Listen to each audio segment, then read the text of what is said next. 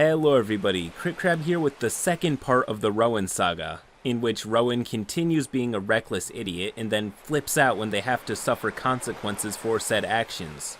If you are a bit confused, this is the second part of a 3-part story. I'll link the previous part in the description. I'll also warn you that some of the themes in this story are considerably darker than most of my videos, including torture and character death, so be warned. Roll post. So our first session was good. We had our characters start off as a bunch of people randomly assigned together to fight as a group in a Coliseum tournament, which we had won. We had thematically similar but otherwise different backgrounds. Asher wanted revenge on a sorcerer who used magic to force him to kill his own wife and daughter. Duma was an escaped test subject / slave. Rowan was a vagabond elf, which is a slave race in the Vol universe. And Minuano lost his family but got his revenge, so now he's trying to sort of mentally cleanse himself. So we all ended up coming to a consensus of, hey, wanna head over to the next town and liberate some slaves? We moved over to the next town that we kind of made our hub world to come back to when we weren't dungeon running. Most sessions after were not quite as constructive. So next session we get into town and both Rowan and Duma make rolls to see if they can find some kind of information. Duma fails her roll, but Rowan actually gets a nat 20 in her info grab, so she gets approached by a hooded elf. She gives her a solid tip about a baker who's using a large building that he fronts as a bakery, but he's actually a big human trafficker. And she gives her a poison to kill him with that can be easily slipped into food. So Rowan regroups with the rest of the party and tells everyone what she knows.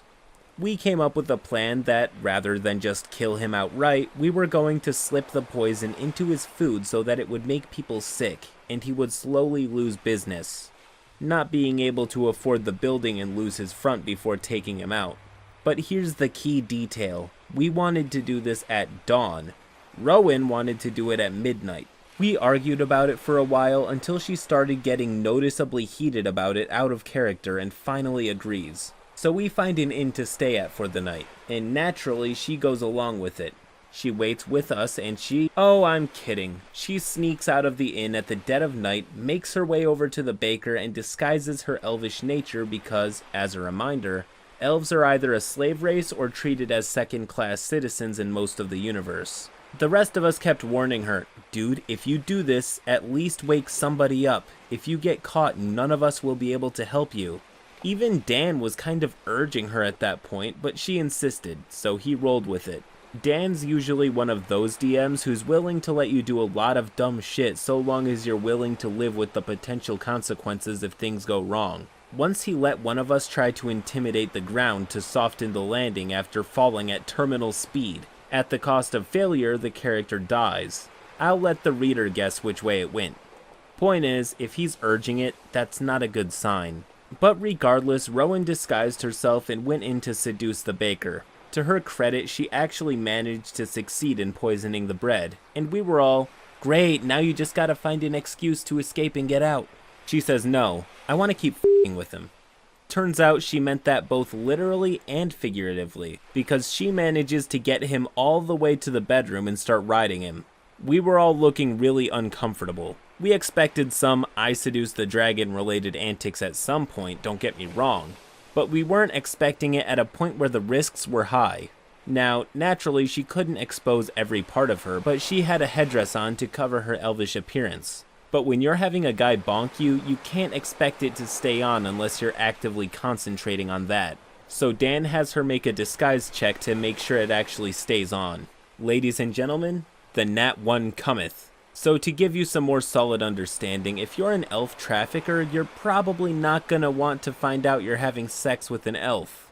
And Rowan rolled a nat 1. And if you could imagine a member of the KKK realizing he was tricked into having sex with a black woman, that was about the equivalence as to what had happened. The mood was insta-killed, and he ends up throwing her off of him. He then proceeds to try and kill her. She initially tries to fight back, but realizes she's a naked, dainty elf woman armed with nothing but her headdress, and the baker was built like a tank. So she decides to do a rogue's equivalent of a walk of shame, and jump out the open window with no gear, no armor, no clothes, And even worse, Nat 1 strikes again and she fails her reflex check. So she isn't able to land so much as splat. The fall damage knocks her out and it cuts back to us. By this point, Rowan was looking at us all accusingly, going, "Why aren't you guys helping me?" But I just had my face buried in one of my hands saying, "I told you, we were asleep. You didn't even wake any of us up before you left. You didn't even leave a note."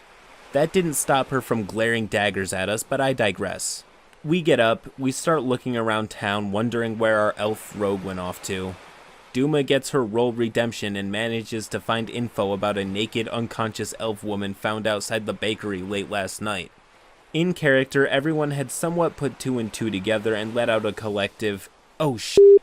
We were metagaming a little bit, trying to coordinate how we want to do this.